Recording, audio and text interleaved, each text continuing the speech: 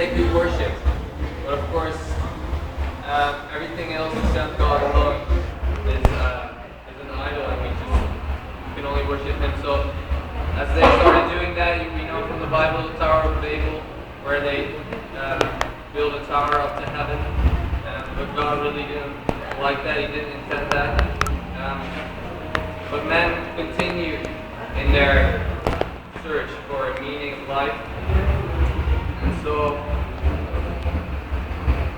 you pull it again, just through the middle.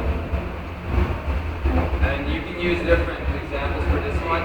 You can say, eventually they made airplanes and they flew all around the world to find places where there was meaning for them.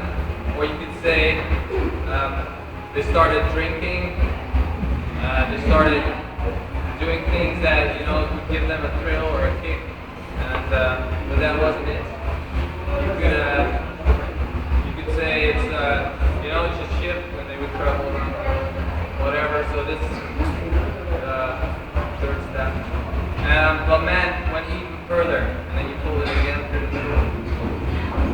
And you could say they started fighting each other. So it's like a knife. They started making weapons, or they started using drugs to get that buzz that was what they were looking for. But all of these things is not fulfilling. It's like an empty well. So really the relationship was totally broken and torn. And so what you then do is you can tear the paper all the way from the top. Good luck. All the way from the top to the bottom. And then you have two things left over, but you want to keep the biggest one. These ones you can put aside, together with this one. And then, while that relationship was broken, and man couldn't provide the solution, God did, out of love. And so He sent His Son to die on the cross for us, and that was the only way that restored the relationship between God and man. So you have the cross.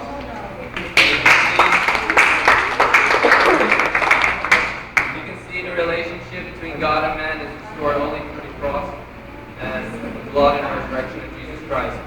And so, if you want to learn it, or I can show you afterwards, or if you think you can do it from here.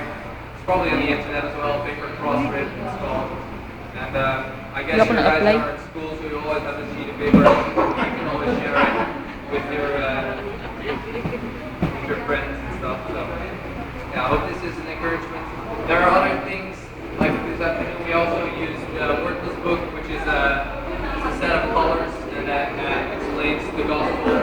We made bracelets. I always have a bracelet with me, and each color represents a part of the gospel.